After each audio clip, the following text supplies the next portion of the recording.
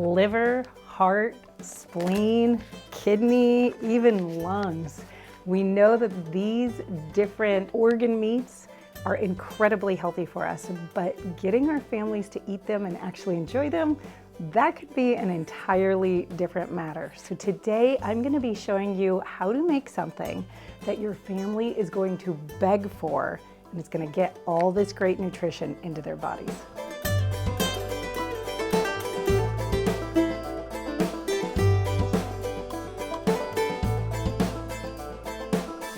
I know how nutrient dense good organ meat is for me, but I gotta say, I am not a great fan of consuming it regularly. I don't mind liver and onions every so often, or even a really good liver pate, but my kids aren't so crazy about it, and it seems kind of hard to get it into our diet in a regular way. That is until I learned all about Pluck.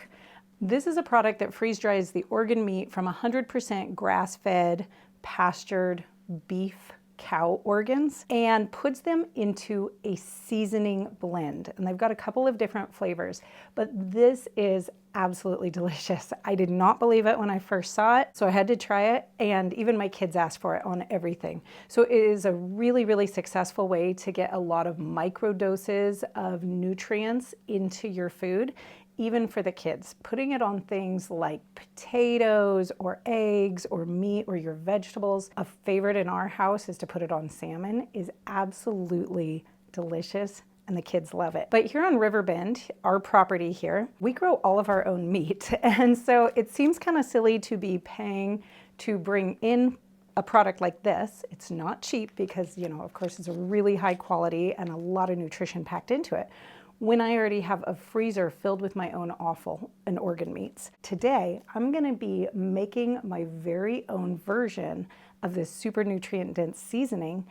But first, I think I need to call and get a few tips from somebody.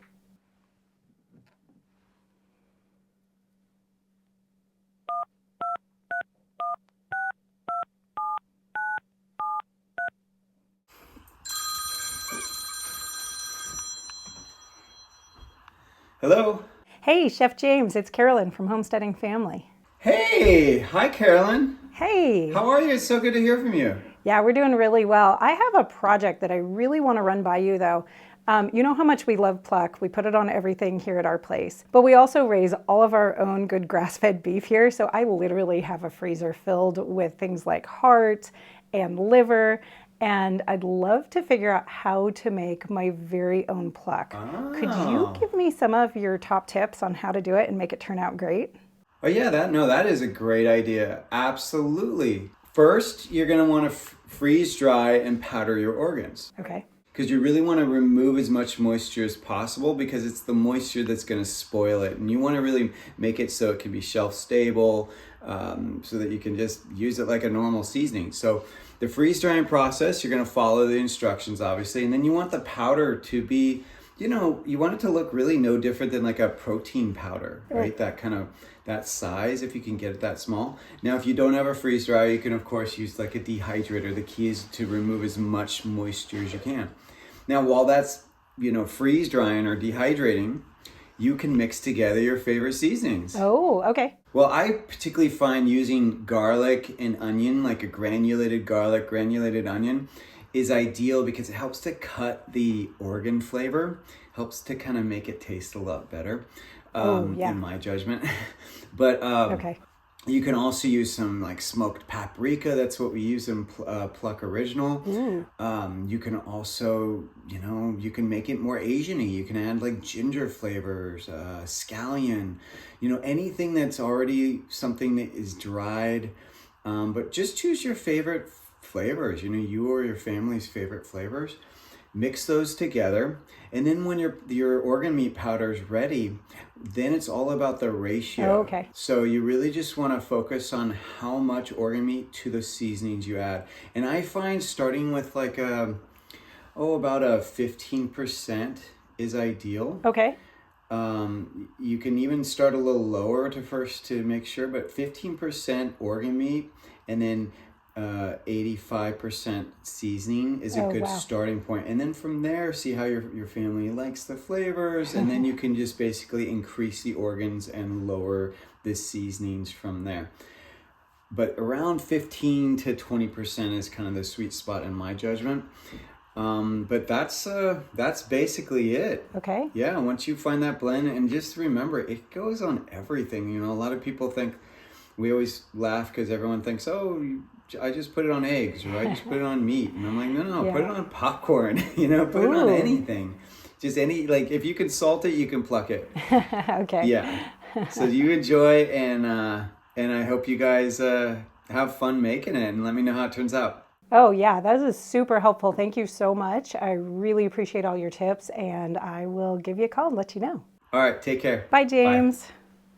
Okay, so that was super helpful. I'm really glad that I called him. Now, James mentioned using a dehydrator. Today I'm going to use a freeze dryer because I have my freeze dryer.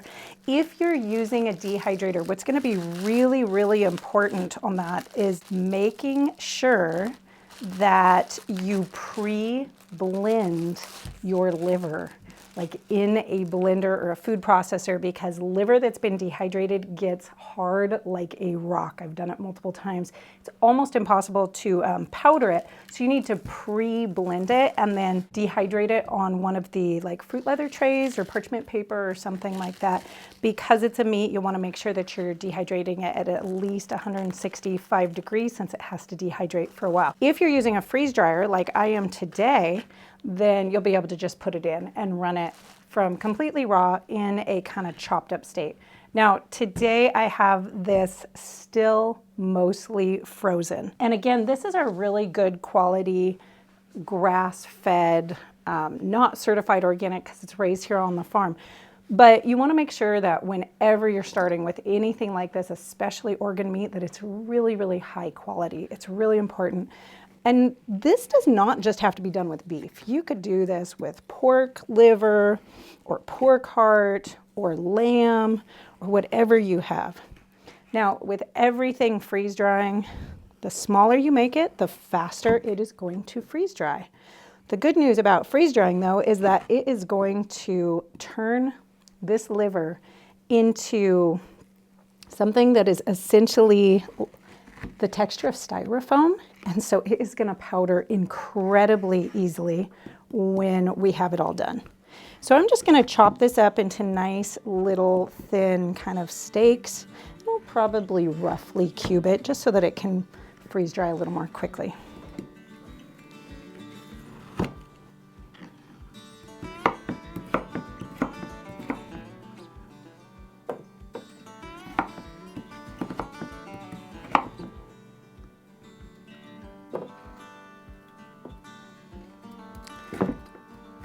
All right, I already have my freeze dryer pre-chilling, so it's nice and cold and it's filled with a bunch of other trays of other things I'm doing around the kitchen.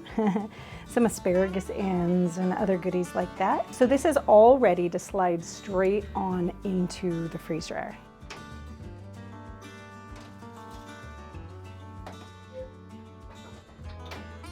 All right, so Chef James told us to get our seasoning blend together first. And like he said, you can be super creative with the seasonings that you want to use. One of our absolute favorite that we use the most in our household is our own homemade garlic salt. Now, I have a whole video just on doing that, but we're gonna fast track it here. I have about a 1/4 cup of our homemade garlic powder.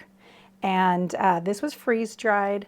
Whenever you're freeze drying garlic, make sure you blend it just like that liver in the dehydrator. You have to blend it before you put it on your freeze dryer trays. Otherwise it's going to turn into a hard little rock and you won't be able to powder it.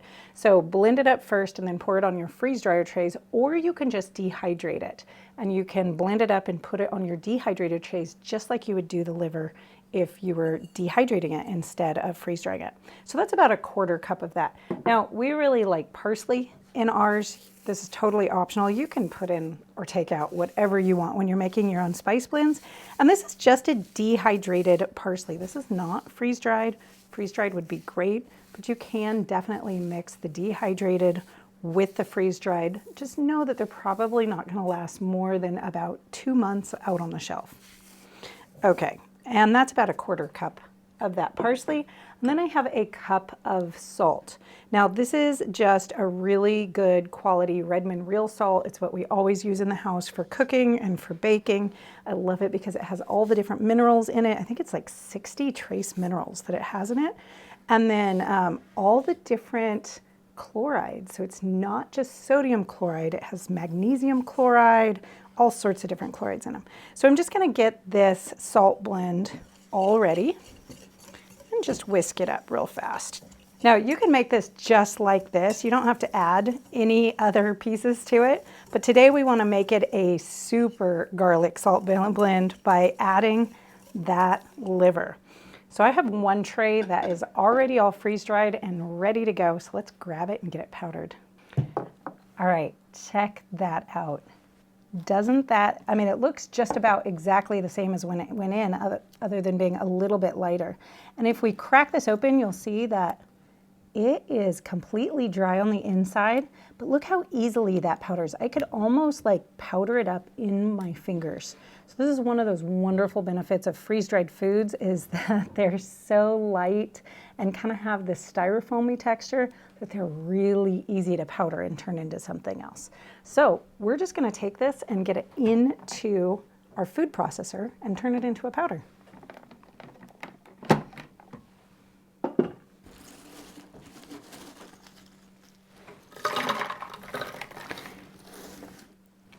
Now, another side note really quickly before we get into actually powdering this is that if you have dogs or even cats on your property, or you're training dogs, this is exactly what you buy when you buy what's called liver treats at the pet store for your animals. So they're just freeze-dried bits of liver.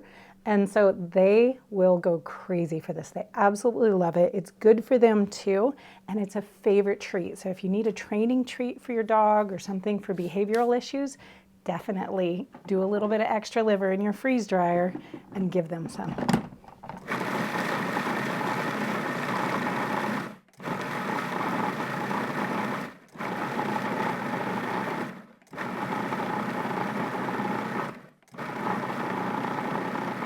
Wow, this is completely powdered, you guys. I want you to see this.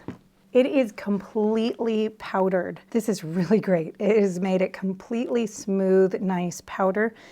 As I get down towards the bottom, there's maybe a few bigger chunks in here. So I think I'm gonna stick it back on for just a second. But you know, this liver powder is gonna be so useful in the kitchen. Thinking of all the different ways you could use this to sneak a little nutrition into your family's food, just think about adding a little of this to spaghetti sauces, or to meatloaf or anything like that. It's gonna tuck right in there. They're not even gonna notice the flavor if you don't put too much in, but it's a great way to get that extra nutrition into your family.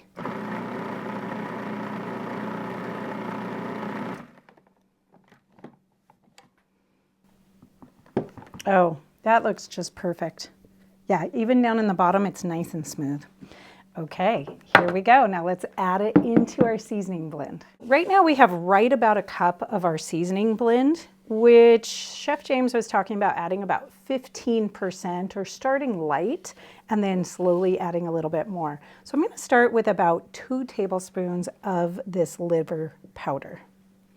And again, if you had heart or kidneys or any of the other pieces that we generally consider edible, you could completely add that in here. I'm thinking like the sweetbreads, anything like that would be really good.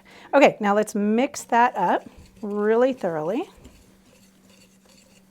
Okay, and then I'm just gonna give it a good old mama finger test. Now you don't have to lick your finger and stick it into your bowl in your home, but that's what I do around here.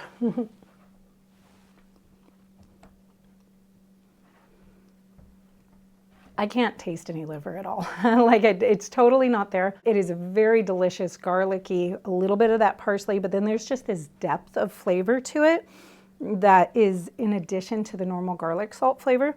But I could never pick that out and say, oh, I think that that's liver or something not very good. So that tastes so good that I'm actually gonna add a little bit more. I'm gonna go with another tablespoon.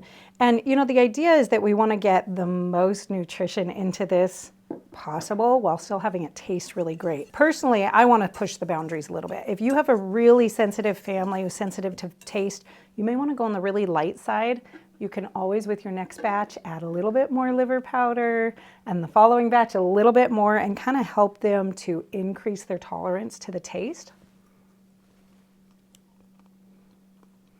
That is still really good. I could actually go with even a little bit more, but I'm gonna leave it right there. Now let's talk about how to store it, both how to store our seasoning blend and how to store the leftover liver powder. Because these are freeze-dried, we do wanna get them into airtight containers. Now, this will last for probably a couple months just fine out on your shelf when it has been opened. But if you keep it sealed down and you keep it in a nice sealed container that's been vacuum sealed, it is going to last for years and years on your shelf and remain at a really high level of nutrition because it's freeze-dried. If you're doing this with dehydrated liver, then it's not going to last quite as long. But you will still get a solid year of storage in it. So I'm just going to get these in some small jars. That way I can open just a little bit at a time for my family. Now a funnel would be really useful here, but I didn't grab one, so I'm just going to make a mess instead.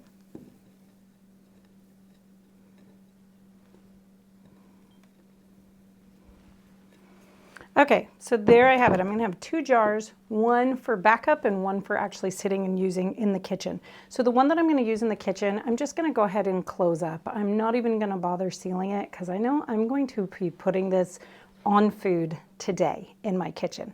But the one that I want to have sit on my shelf for an extended period of time, I wanna get sealed and get it down to airtight. And I usually do this with just a regular canning lid and a vacuum sealer. So when you're vacuum sealing a jar, you're just gonna go ahead and use one of these jar attachments, and a hand vacuum sealer is just so simple. Alternately, you could use a small Mylar bag if you wanted. That would work really well, but you have to heat seal those.